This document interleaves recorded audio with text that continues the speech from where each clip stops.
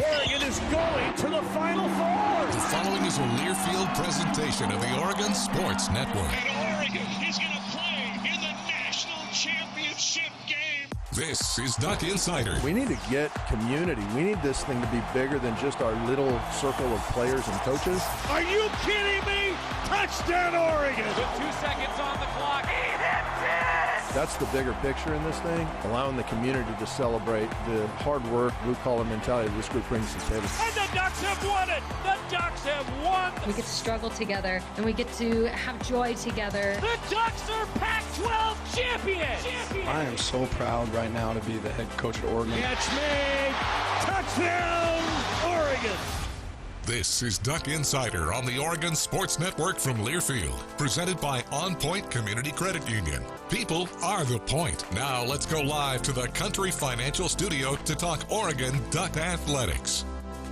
Monday's Duck Insider, presented by OnPoint Community Credit Union. People are the point. Ryan Milano here in the Country Financial Studio. Another win for Oregon football over the weekend as the Ducks take down Washington State with the victory. The final score 38-24 in that ball game. In the AP poll, Ducks jump back up to that 8th spot in the country as Oregon leapfrogs over Penn State. So Oregon still very much in the mix in the top 10, still taking care of business. A whole lot of positives coming out of Saturday's contest, including Justin Jacobs getting on the field for the first time this season. Another incredibly explosive offensive attack. Oregon has had over 470 yards in every single game this season. They did so again with over 500 yards against Washington State. A lot of it coming on the ground. Bucky Irving had over 180 all-purpose yards. He had 3 total TDs.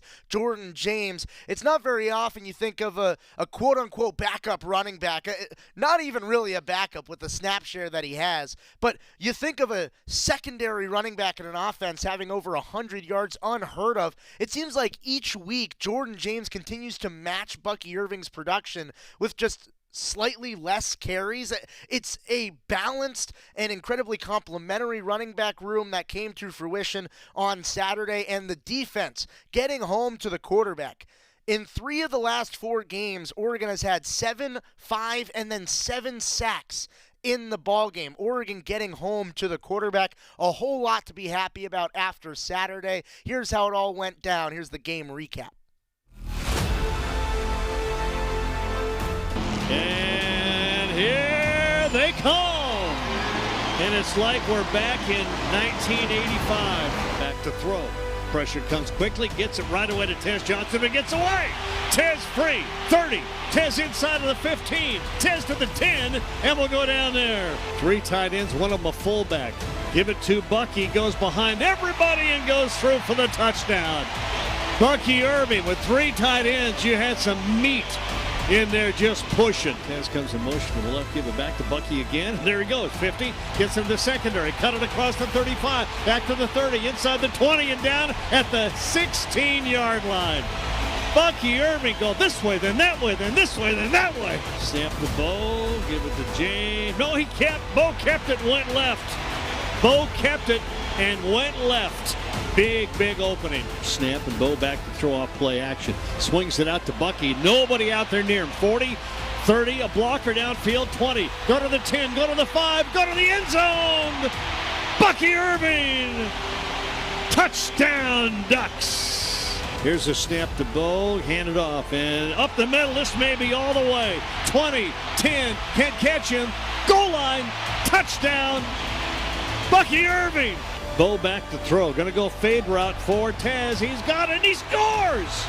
Tez Johnson, back shoulder, left-hand corner of the end zone.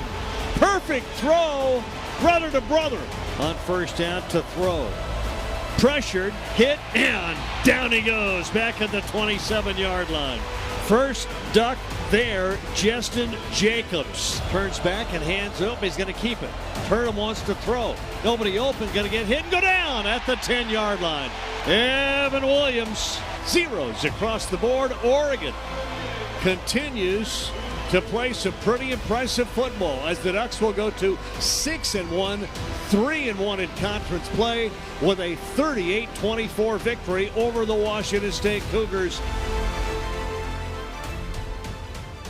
First off, how about that block by Patrick Herbert downfield clearing the lane for Bucky Irving? I know that Knight and I were on the call for the student station. We both kind of looked at each other and went, ooh, that was a hard hit. Yeah, it was. Watching it on second and third, and I think it's my 15th watch at this point, it still is just as physical every single time. And also, for homecoming, I know the parents were in town. It was parent weekends for the students as well. The retro uniforms, the retro content going out on all the Go Ducks channels. I love what the Oregon creative team was able to do with that. And the uniforms just looked so darn good on the football field. A whole lot of positivity and a whole lot of things that I just really liked coming out of Saturday, including the pregame attire and the warm-up fits for not only the players but the whole support staff. Just overall, great synergy by Oregon football this weekend. Coach Dan Lanning, he had a lot of positive things to talk about. Also some critiques always coming from the coach. But here's what Coach Dan Lanning had to say talking to the media post-game. Well, it's a battle. I still don't feel like we played a full game. At this point, how we finished there in the fourth, but I thought there were some big momentum swings, some big fourth down stops, some big runs from our offense, and a lot of battling down the field. What I feel is our team plays for each other, and you really saw that today, the way those guys competed. Washington State had a good plan. They came in and they executed, and their quarterback's a special player, but so is ours, and I think that showed up today. 3 touchdowns for Bucky. If you were going to describe the way he plays the game of football to someone that had never seen him, what would you say? I'd say his heart's pounding out of his chest, right? This dude's so passionate. He cares so much for his teammates. Never goes down on first contact. Really selfless player, and I think that shows up when you watch this guy play on the field. Yeah, sticking with Bucky, those 2 plays he had in the third quarter, I'm sure you've been on both sides of plays like that in your career. How demoralizing are those to a defense when you go back-to-back 40-yard touchdowns? Yeah, it's huge. And when you can be explosive in the run game, it sets up everything for you in the passing game. Later on, even though they were able to stay on top of some shots, we were able to check it down and create some big plays as well. But, runs and passes, Bucky's proven to be a good player for us across the board, and I'm really proud of his performance today. Justin made his Oregon debut today, picked up a sack. Obviously you haven't seen the film yet, but just from the sidelines, what did you make of just his first game action this year? Yeah, some good, some bad. I think he'd tell you the same thing. But the guy plays hard. He loves football. I'm glad to see him out there and healthy and competing, and he certainly makes us a better team when we can use him. Overall, the offensive line play, I think, was pretty solid. I know there's some penalties you want to clean up, but what do you make of their performance today? Yeah, and just looking at it from what I saw today, obviously I haven't watched the film yet, but I thought we moved bodies, and that's where it starts. When you can move bodies up front, create some big runs, you have some backs that run hard, I think that sets up for success. They also did a good job protecting the quarterback. Bo held it for a little bit back there at times, looking for stuff to extend, and they battled. Certainly want to clean up the penalties. There's a couple of those that really hurt us. You touched on some things to clean up. Just what do you attribute I don't know if it's maybe a slow start, because he did move the football in the first half, but just not finishing drives. What do you attribute to that? Yeah, we got stymied a couple times there on drives, and even coming out out of half, we moved the ball, and then again, same thing. So, we have to clean that up. I have to look at the film to be able to give you a good answer of why. But ultimately, I think we'll get that taken care of. Trequoy's obviously got to start at corner, but was that a product of kind of what he did at Washington last week and what he did in practice this week, or is it more so just Jalil being a little dinged up? It's a product of the work we do every single week. Every single week in practice. Every practice matters. Every play matters, right? And he's proven that he can be a player that can play for us, right? Obviously, we played a couple guys back there today, and when you have multiple guys that can play, it gives you a chance. Now, I'll say this: we can play better, right, than what we did, and I think we'll watch the film and we'll see some of that. Not speaking towards Trequoy, I'm speaking towards our entire team. So we're going to find out where the warts were and how we can go attack them. You were able to get to Bucky in the passing game against them last year. Arizona had a lot of success with it last week. What did you see heading into this one that you could point out and say, all right, we can get the ball to him through the passing game. He can be really effective like he was? Yeah, just we knew, there were some shots, like I said, that we wanted to be able to take, and we felt like if the shots were covered that our checkdowns were available. And I think that's probably where you saw the majority of his passing yards today. I know he had a couple out of empty where he was the uncovered option. But ultimately, that's generally the rule with shots. If there's somebody on the back, then the quarterback's legs are alive. If there's nobody on the back, then you have the check down available. Hey, Dan, when you say his heart's beating out of his chest with Bucky, what are the qualities that you're describing there that maybe we don't see in games? Yeah, I don't know that anybody wants this team to be more successful than Bucky Irving, right? He cares about his team. He cares about his teammates. He loves hard. This guy, I won't go into detail about his backstory, but the adversity that this guy's faced, for him to be the remarkable young man that he is really impressive. And, I have 3 sons. I hope my sons can grow up and be like Bucky Irving. You talked a couple different times this week after practices about just kind of intensity and in terms of response to last week's result. Now you've got the whole week under your belt, like this game under your belt. Just how would you describe the way your group kind of rallied back from last week's result? Yeah, I think they came out and they took a team's best punch. Washington played hard. Washington State played really hard today too, and they had some big moments within that game. I don't think our guys ever got rattled. They stayed focused in the moment, and that's really what playing great football is about, is being one play focused. But I know there's a lot of things that we want to get right, and I think we can do better.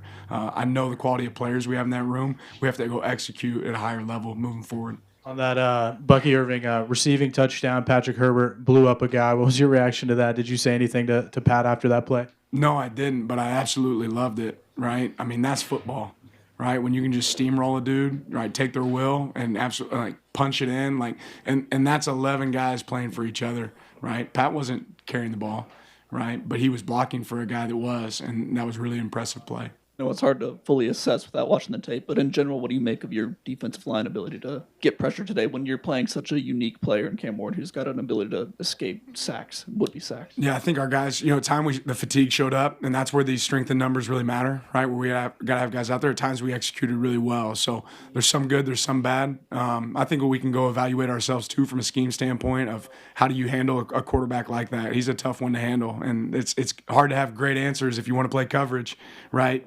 You're not going to be able to necessarily finish on the QB. If you want to pressure, well, now you're creating a lot of one-on-ones outside, and he's a guy that can take advantage of it. So we'll evaluate it, but I thought our guys played hard. I thought they understood the plan. We just got to evaluate if there's some other things we can do to execute better. Kind of staying right there, just you guys feel like you impacted his, I guess, where he threw the ball from the pocket, made him move around enough, or kind of just your assessment of how you impacted him? Probably unfair for me to say without really watching it yet. At times we made an impact and at times we didn't. I don't know how many sacks or TFLs we necessarily ended up with, but I know that he had some successful plays that are going to eat at me a little bit that I want to make sure we attack. Yeah, you guys gave up, I think, 7 15-plus yard passing plays in the first half, and up until the last 2 drives, they didn't have any of them. What went in out of halftime to limiting those chunk plays? Yeah, just, communicating what routes we were getting and how we wanted to match those in certain coverages. And again, when a quarterback extends plays, all those routes go to the side. It becomes scramble drill, and he's one of the best when it comes to scramble drill. You got to stay on your man, right? You got to continue. You got to trust the guys up front to get the rush. There were times that we had really good coverage, right, but we didn't have great rush lanes. There were times we had really good rush lanes. We didn't have great coverage. So we got to marry that together and get it right. Coach, seems like the team hit their stride 2 minutes to go in the second quarter when you took the lead. Was there something that clicked, or did you start to kind of just get your game plan going? And what did you say to continue the juice at halftime to the team? Yeah, I mean, our coaches had to coach, right? And they had good answers for some of the stuff that we came in wanting to attack, and we were able to adapt and create some answers off of that. I thought our offensive staff did a good job creating some motions and shifts that allowed us to have numbers, in the run game. At halftime, we just talked about if you can taste blood, don't let go, right? Keep biting. And I think our guys did that, especially coming out the third quarter. You've had to rely on a lot of freshmen off the edge, and in a game like today where a lot of them have sacks and TFLs and Tatum comes up with a big PBU, what did you see from those guys, from whether it be Tatum or Mateo or Blake, where those plays were all fairly pivotal plays at the time, and they're coming from guys who are new to this team? Relatively. Yeah, if you're good enough, you're old enough, right? We've said it before. I think 15% of our snaps right now are freshmen. I think that speaks to us developing talent and us recruiting great talent. So I have high expectations for them. So we're focused on some of the positive plays, right? I want to go focus on the things that we can fix. What do you think of Jordan James quietly behind Bucky? He had a pretty good day as well. And just what makes that tandem, I know with Noah back could be a trio, but just what makes that tandem just so good for you? Yeah, how they run. I think they take on the personality of their coach. Coach Lachlan he coaches those guys hard, and you get great results from that, right? And every single day, the standard is the standard, right? And you guys get to see it on Saturdays, but I get to see it on Monday, Tuesday, Wednesday, the way those guys practice, the way they run, the way they work, right? And it really carries over from that practice out to games. Seems like in the second half, you guys did a really good job of getting the ball to guys in space. How dangerous are guys like Tez and Bucky once they get that open field? Dangerous. Really dangerous. Any update on Bucky? I know he came out At one point, it seemed like it was. Yeah, I don't have an update right now, but I know he went in for the last play of the game, so I think he's going to be okay. Obviously, we want to be smart, and I'll get an update from our medical staff. Bucky didn't have as many receiving yards and opportunities when he was at Minnesota, and I realize they run a very, very different kind of offense. How do you go about, a year ago, identifying that he had that skill set to be a weapon as an all-purpose back guy in the receiving game where, I mean, he's putting himself in pretty rare air here in terms of what he's doing on the ground and through the air. How do you go about identifying that when you don't see it on film because of the offense he played in before? Yeah, you just play catch. Once he gets to practice, you play catch. You're like, okay, that guy can catch it. Let's throw it to him. And that's, I mean, it's pretty simple from that standpoint. Bucky Irving certainly showed it on Saturday. 3 total touchdowns, including a 42-yard touchdown through the air. Talking with head coach Dan Lanning, that interview brought to you by the Willamette Valley Cancer Institute and Research Center. Fight like a duck with exceptional cancer care close to home. We have kick time for 2 weeks from now, the next game at Autzen Stadium against California. Kick at 2:30, so once again, pretty much right in the middle of the day. Not a 12:30 kick, a 2:30 kick. This one will be on Pac-12 networks. And once again, Oregon will be featured on College Game Day. Game Day going to Salt Lake City, where the Ducks face off against the Utes coming up this Saturday on the road. Ducks continuing to be shown off in prime time. All right, we got to go talk to the offense, the student athletes, the quarterback number 1. We're getting to all that after this timeout on Duck Insider from the Oregon Sports Network from Learfield. As a local community credit union founded by teachers, OnPoint is committed to supporting the students and faculty at the University of Oregon. And on game day, we're right there with you, on the field, in the bleachers, and in the classrooms. Drop by our local branch today and discover the many ways OnPoint can help support your financial well-being. OnPoint Community Credit Union. People are the point. Federally insured by NCUA. Equal housing opportunity.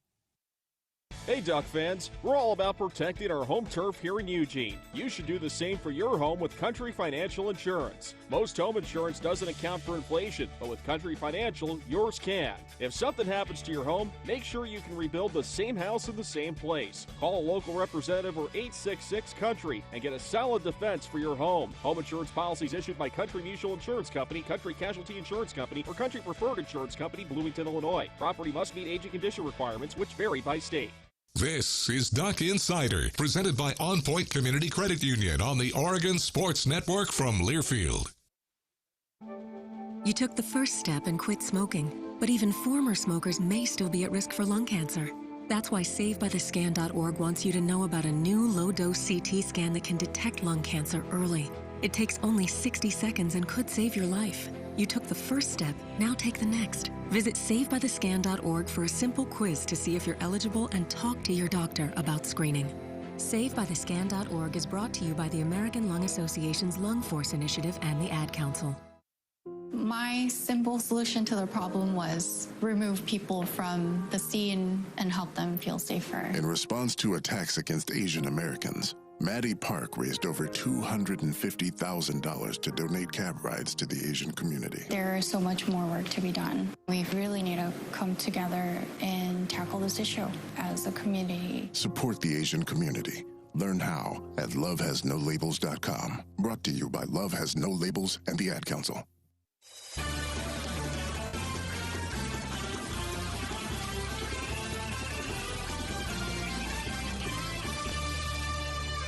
Back in the Country Financial Studio on Duck Insider, presented by OnPoint Community Credit Union. Word just came down from the Pac-12 office. Mateo Uiagalelei, Pac-12 Freshman of the Week, was able to get home to Cam Ward once on Saturday. And so, number 10 for the Ducks defensively getting some recognition from the Pac-12. Also, a whole lot of offensive things to go through because the offense continued to click on Saturday. So we have to hear from a few of the offensive stars of the game, including the quarterback, Bo Nix. He talked to the media postgame. When you guys ran the ball in the second quarter, how much did that just open up everything from that point on? That was huge. I mean, we pretty much just ran the ball, and that's pretty much all we did in the second quarter. And obviously it got the scoring going, and then that was good for us.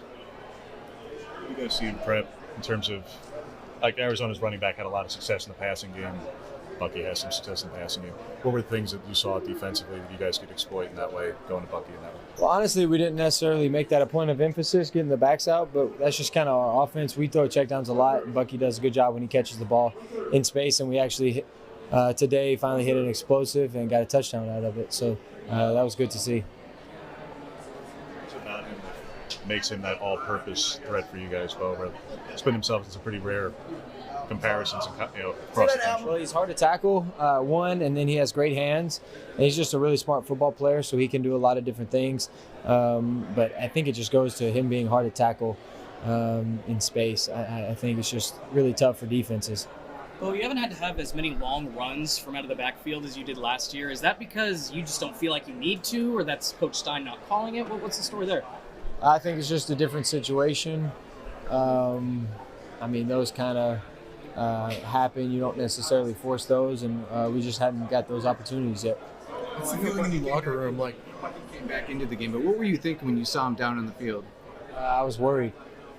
What's the feeling in the locker room like now, responding, rebounding after a tough loss with a win? It was good, but I think we're still trying to grow because we didn't play like we wanted to coming off of Saturday, not how we prepared, but that's part of it. A win's a win. I'm never going to complain about winning a game.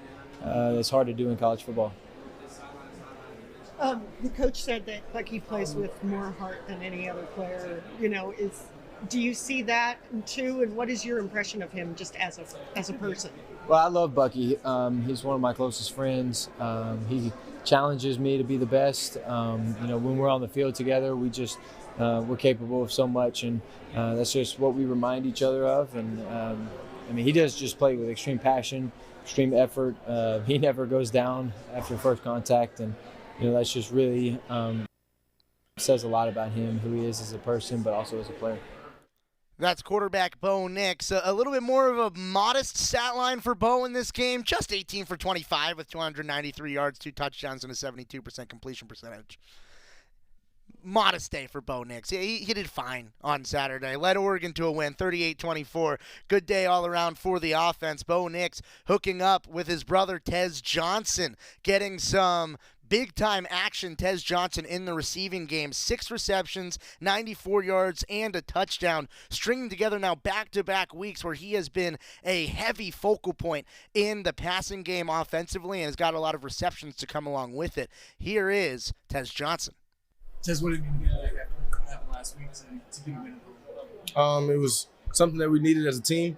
We practice all day. We work hard. We finish hard. We train hard. And I think that's what we showed today. Touchdown grab that you had, just what did you see? And how good of a ball was that for Bob?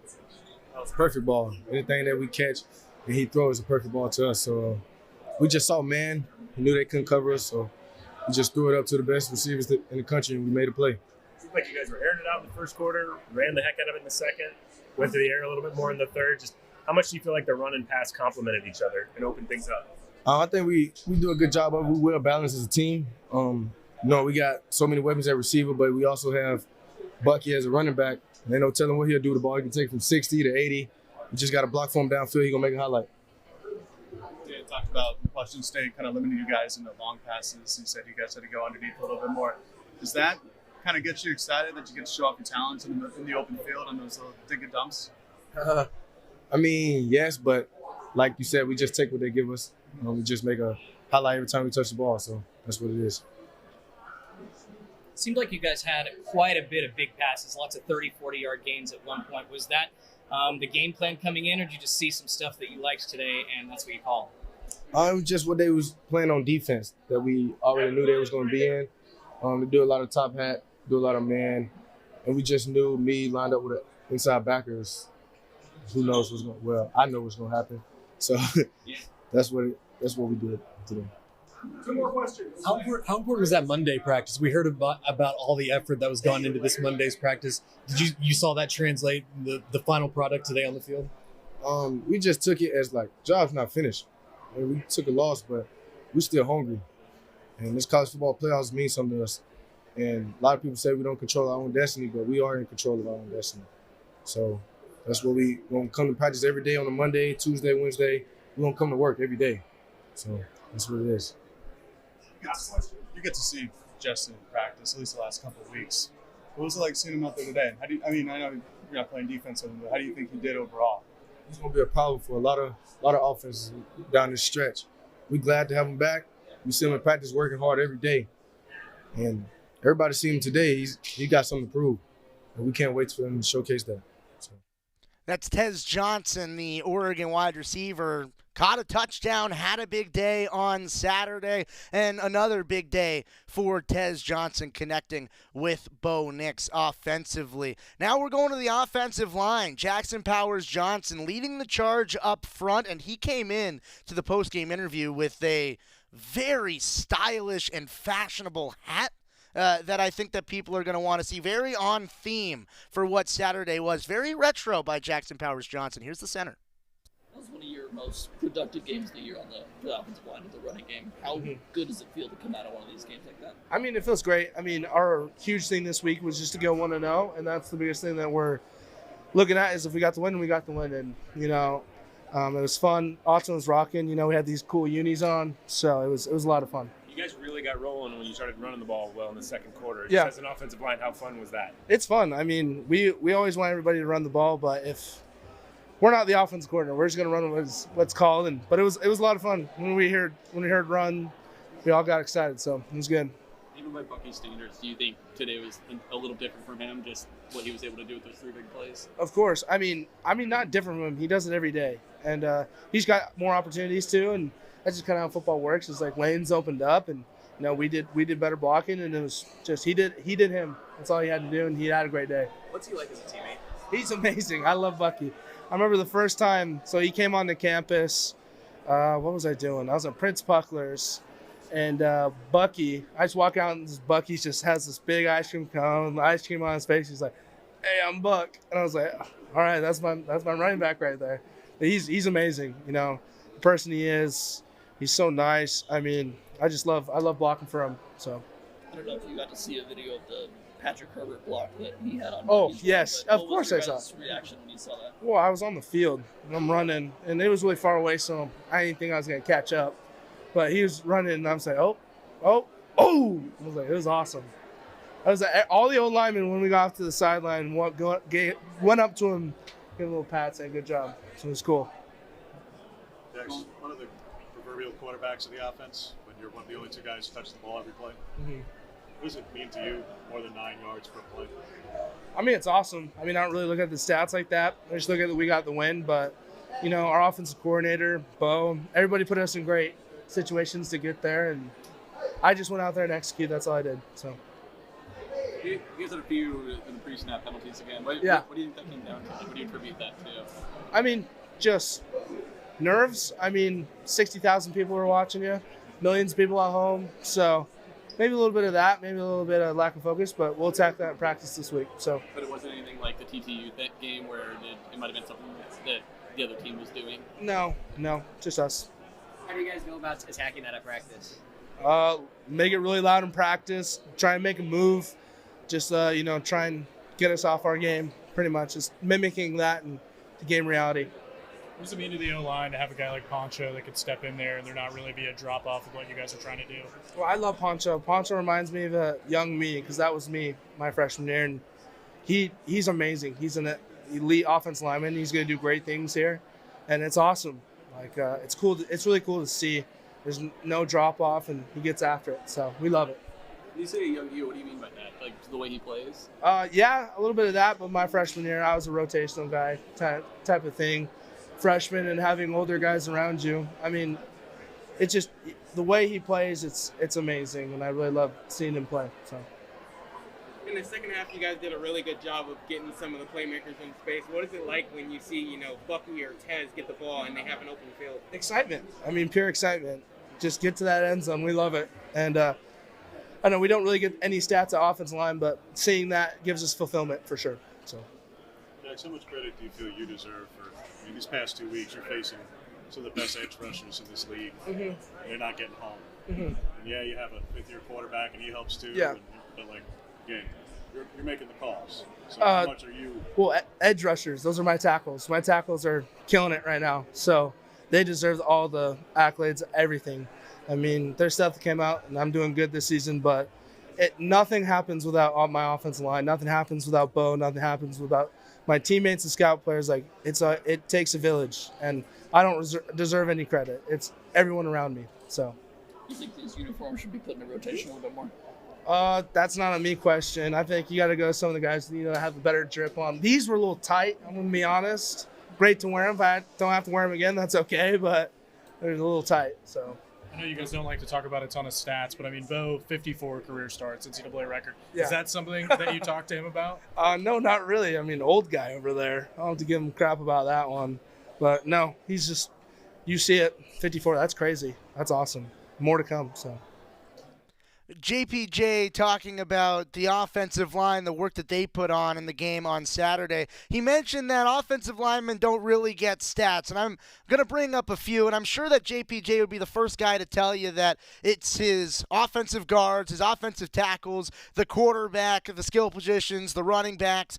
I'd sure tell you that all of those guys are just as, if not more important in these stats, but I want to highlight the offensive line through two statistics. Sacks. Oregon had 6 sacks, 7 tackles for loss on Saturday. Washington State didn't touch Bo Nix. Rushing yards, Oregon had 248 yards on the ground. Washington State had 57.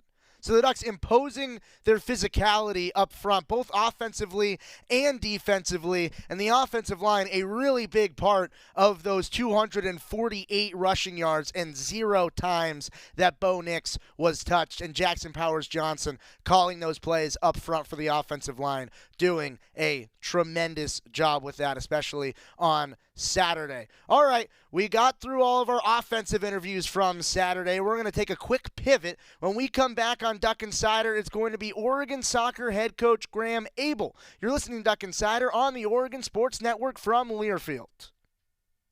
Dear roads, trails, and rivers. Ready for some SUV action? Drive family adventures with the Highlander.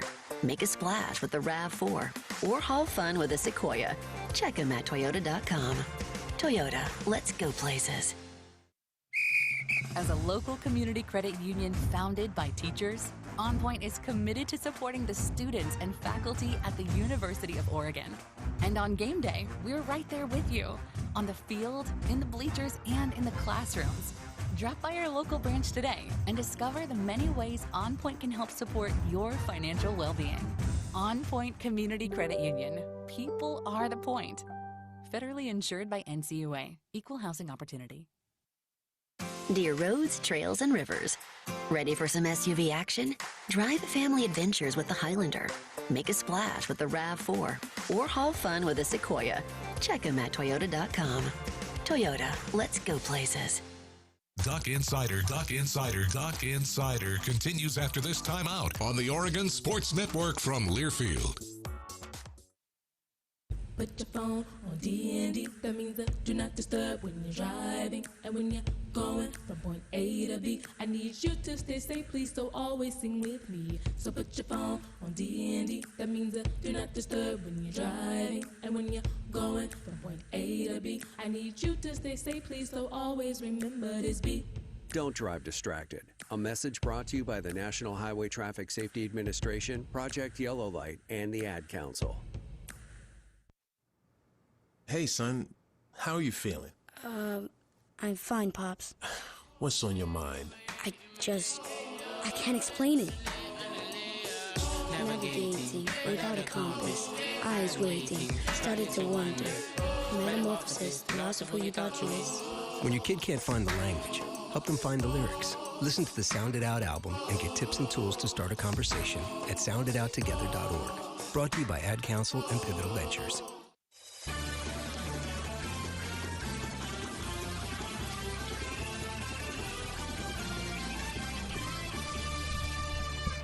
Back on Duck Insider here in the Country Financial Studio. Duck Insider presented by OnPoint Community Credit Union. Ryan Milano here with the coach of the Oregon soccer team, Graeme Abel. Buddy, how are you? I'm good.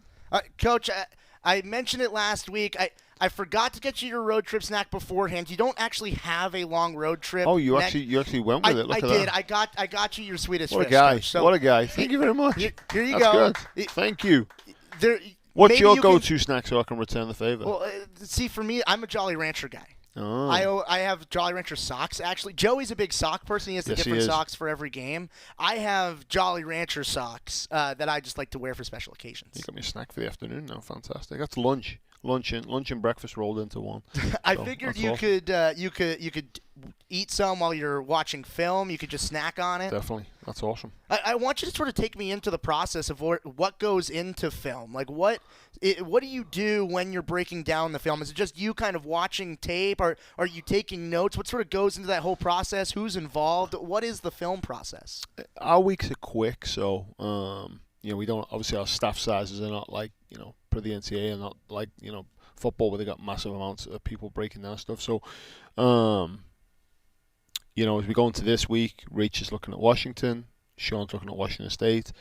I'm obviously breaking down the film from, I started that last night on the flight home from the game on Sunday. And then we break it down. First, do the stuff for the kids in terms of what they need to see, what the team needs to see. And then I'll watch it a couple more times. And I think you probably watch it with a little less emotion each time you watch it. And then from there, to trying to find, from the game plan that we look to do, what did we do right, what did we do wrong, and then you start to obviously build some things out that you want to just kind of put in your back pocket for later down the line. So that's how it kind of works for us. But then from the scouting standpoint, Rachel will go back and Sean will go back over 3 to 5 games of the previous opposition, of the opposition in the previous games, and then we'll sit as a staff, we'll look at that, and then we'll start to look at things we've done. And so it's a long process. I enjoy the video part of it, I really do, and so that's something I have a passion for. And I know head coaches probably divide things up differently, but I really enjoy the video piece, breaking video down and watching it. We haven't really had the chance to highlight the rest of your coaching staff this year, so I want to give you that opportunity for them. What sort of goes into a week for them, and sort of to this point in the season when you're coming up towards the end, you've been in the grind for a while. What are those weeks like with you and the rest of your staff? My staff, they work incredibly hard in terms of the time that they put in. If you think about it, as the former person I work for, kind of, described it as kind of, you put all the stuff in at the start and you bring it down to the very kind of the basics for the kids and trying to find out what goes on there. So a lot of video involved, a lot of planning in terms of all of our training sessions to make sure that they're tailored for the student athletes. If you look specifically, Rach, is kind of our liaison between the physical side of things and between the sports science staff and strength and conditioning staff. So she plans out a lot of the numbers, a lot of the loading pieces with the GPS, checks on that piece, make sure the wellness is good with the kids, making sure when we do practices, the health and safety is taken care of with the kids and all those different pieces. She looks at a lot of the defending pieces in terms of our back line and works with individuals that way. So she does such a phenomenal job. She's obviously been with me from the start. I recruited her when I was at Washington State. So, Rach is just unbelievable. She's so valuable for our program. Sean primarily handles the goalkeepers in terms of that piece, does all our set pieces.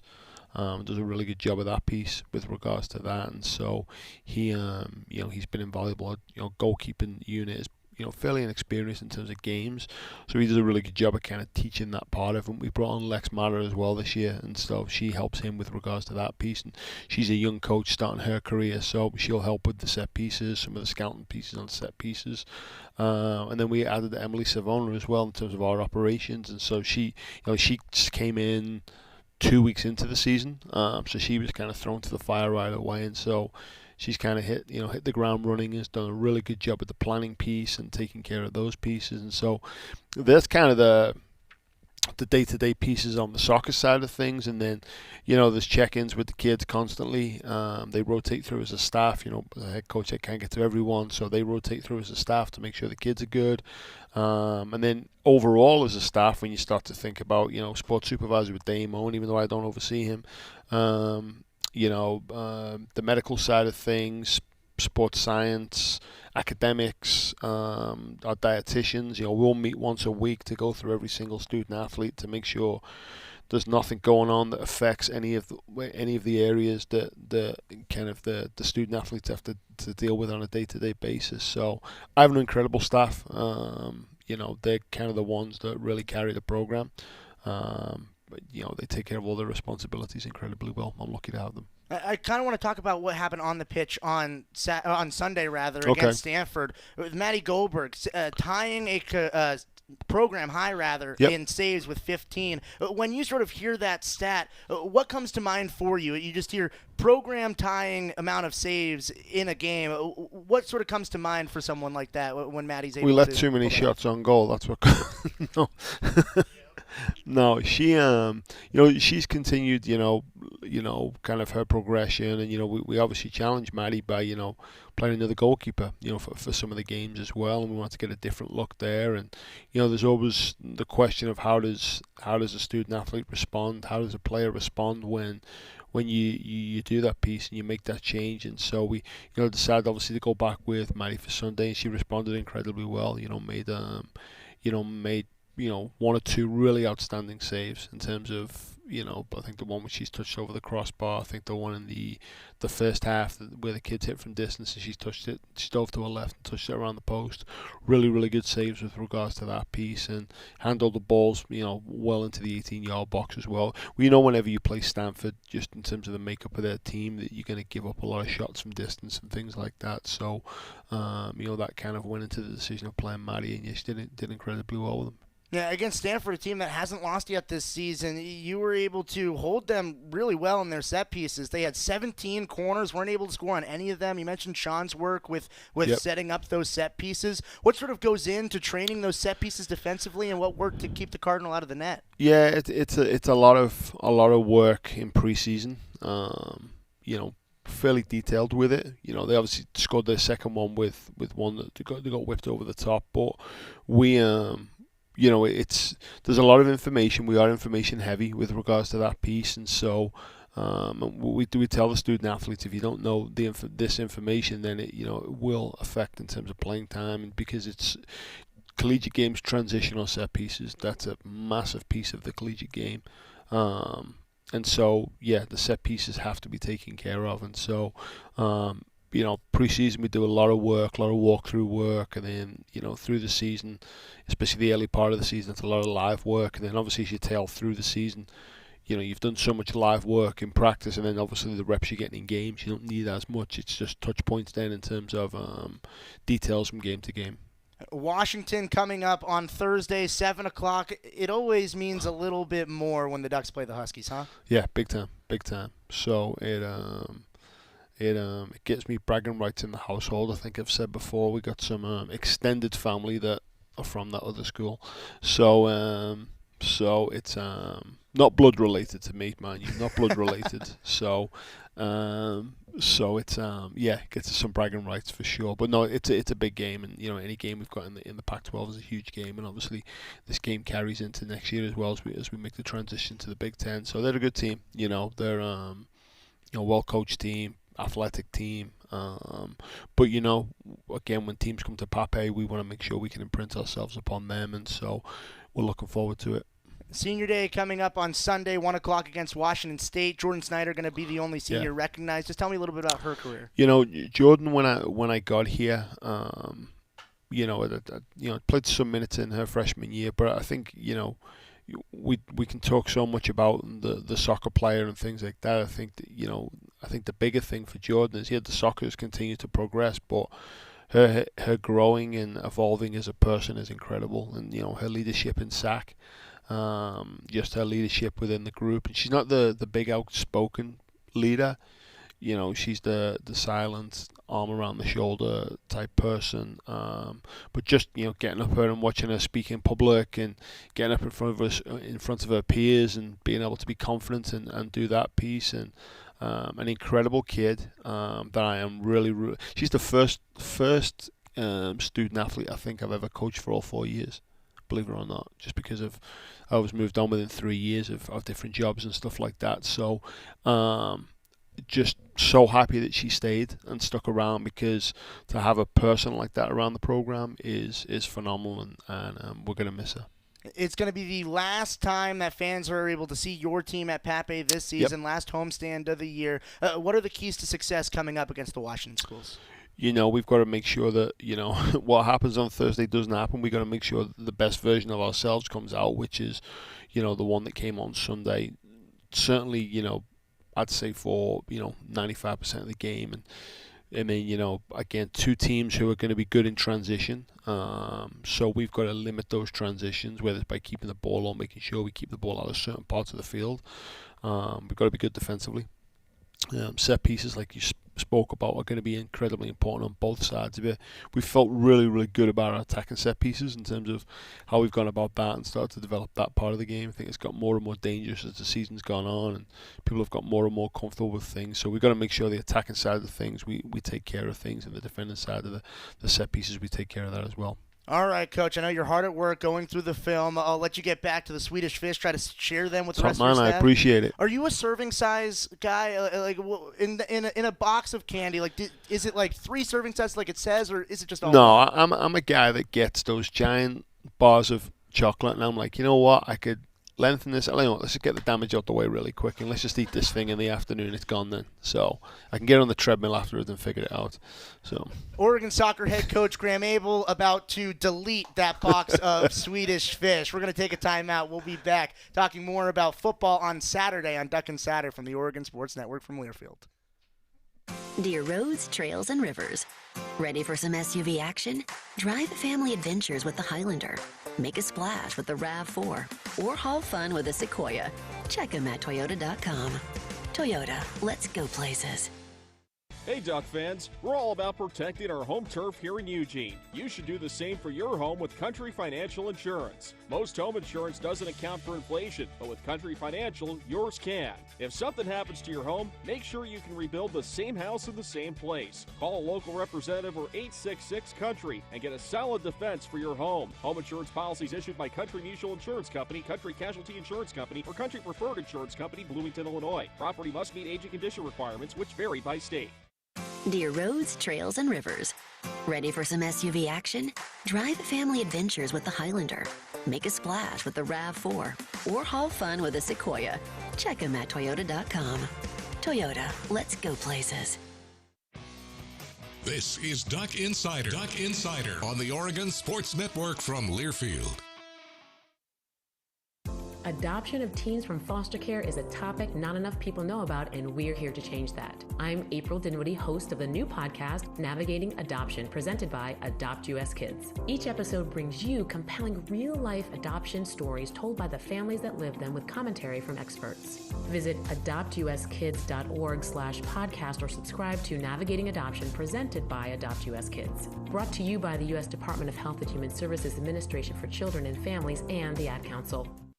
Tom has been a teacher for over 40 years. One day, I think one of the students had asked the question and he didn't remember the answer. And I also noticed that he was letting his class out earlier than they were supposed to let out. I was really starting to worry. Levi and I talked about how it would change our lives, but he was there beside me. When something feels different, it could be Alzheimer's. Now is the time to talk. Visit alz.org/ourstories to learn more. A message from the Alzheimer's Association and the Ad Council.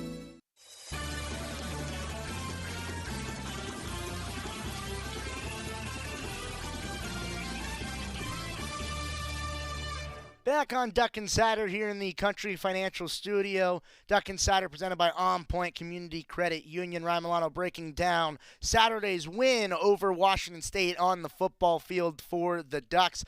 We saw the offense. We talked to the offense, rather, earlier in the show. Now it's a little bit of the defense's time. Defensive back Nico Reed, he got a lot of action, had a pass breakup on Saturday, played a lot of coverage against Washington State. Here is the defensive back for the Ducks. You've been playing probably a little bit more on the outside the last couple of weeks than you were to start the season. How has that gone? And just in general, the secondary today, how do you think you guys played? I think we played very well. Well, not very well. We didn't really give up any touchdowns, so that's a good part of it. I've been playing outside more, yeah. I feel comfortable there. That's where I've been playing for 2 years. And so I just feel comfortable at corner. How tough is it to, you guys talk about plastering on your guys for a long time, the way Ward can run around. You've seen him now a couple of times at a couple of different schools. Like, how difficult is that and the challenge he presents? It's as difficult as you make it, really. Just have your eyes on your man. But it can be difficult when you're locking up a guy, and then you kind of look back at the end of the route, and he's still like running around, and then the receivers start just making up stuff. So it's kind of hard, but just keep our eyes on our man, we'll be all right. Is there anything you guys saw that allowed you to adjust and be more successful as the game went on? I feel like we weren't playing to our standard, so I feel like that's what we had to adjust to, was playing to our standard, and came out and we just balled. What were you going to, like going into the game, you knew that he was going to get his, like they throw the ball as much as they do. So how are you going to feel like you had a successful game, the defense had a successful game beyond winning? Like, was it holding them to a certain yard, was holding one of the receivers to a certain yard, was it just more the little stuff like technique and fundamentals, because they said they're going to get some yards? I feel like all we can do is rely on our technique and just have fun out there, because at the end of the day, stuff is going to happen. So it just depends on how you take it, how your mindset is. And we weren't really trying to do anything specific, but just play with your technique and trust the call and play the call, play every down, and we should be good. Win 50-50 balls and all that type of stuff. What is about the freshmen in the front seven of this defense that they play at the amount they have? They're coming up with some big plays for you. Tatum with the PBU on 4th down, and Mateo and Blake with sacks today. What is about this group in the front seven? It seems like they're more than ready as true freshmen. Yep, it's a lot of things that we talk about, like strength in numbers. So like, it doesn't matter if you start, it doesn't matter if you're a backup. We feel like everybody can play at a high level, so strength in numbers is huge for us, and we feel like our guys are very ready to play as if they're starters, as if everyone is starters. What was it? I'm sorry if you've been asked this before, but what was it like to see Justin out there and come back? And I haven't really seen him since I've been here, so it was exciting to see him out there, go play and have fun. Big guy, so we was looking for him to get after it. So yeah, it's fun. Seems like the depth of your guys' corner room has really been on display the last couple of weeks, like 5 guys rotating and playing quite a bit. Mm-hmm. How impressive is that depth, and how much does that help you think you guys stay fresh? That's the thing I said about strength in numbers. I just feel like everybody in every room has, anybody could play fast and play at a high level. So it's just a good thing to have a lot of guys that are ready, because you never know when your name's going to get called. How much have you been looking forward to this matchup again with Utah that you're going to get next week?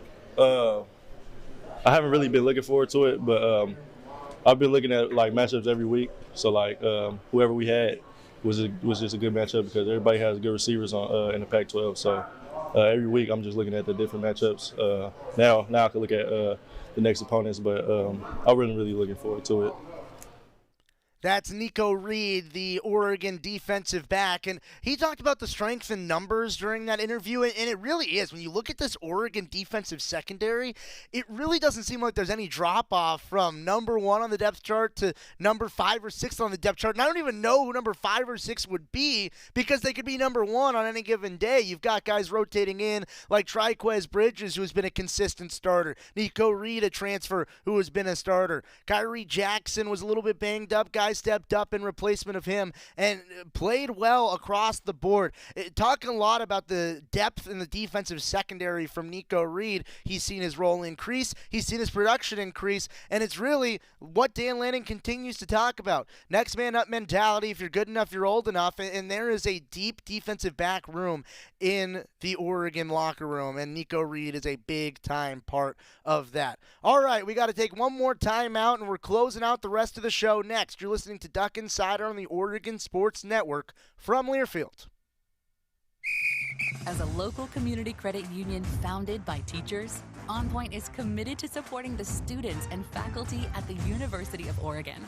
And on game day, we're right there with you, on the field, in the bleachers, and in the classrooms. Drop by our local branch today and discover the many ways OnPoint can help support your financial well-being. OnPoint Community Credit Union. People are the point. Federally insured by NCUA. Equal housing opportunity. At Shadow Hills Country Club, we're more than just an award-winning golf course and practice facility. Our events team offers all-inclusive event pricing that allows us to take care of all the details while you enjoy your event. Our indoor and outdoor venues offer you a wide variety of fully staffed options that put the focus on you. From weddings to business and social events, at Shadow Hills Country Club Events Center, you get the benefits of a resort atmosphere and amenities in a peaceful country setting, just minutes from downtown Eugene. Call for a tour today or visit shadowhillsevents.com. You're listening to Duck Insider on the Oregon Sports Network from Learfield. Victor deployed for the first time to Afghanistan in 2003. He sustained a moderate traumatic brain injury. One of the most important elements of caregiving is taking care of yourself. For many military veteran caregivers, their caregiving journey starts earlier in life and lasts longer. Visit aarp.org/caregiving for a free military veterans guide to navigate your caregiving journey and better care for your loved one and yourself. Brought to you by AARP and the Ad Council. Don't you wish your life came with a warning app? Stop. That dog does not want to be petted. A heads up before something bad happens. You should not send that text. Uh-oh. Life doesn't always give you time to change the outcome, but prediabetes does. With early diagnosis and a few healthy changes, you can reverse prediabetes and prevent or delay type 2 diabetes. To learn your risk, take the 1-minute test today at doihaveprediabetes.org. Brought to you by the Ad Council and its prediabetes awareness partners.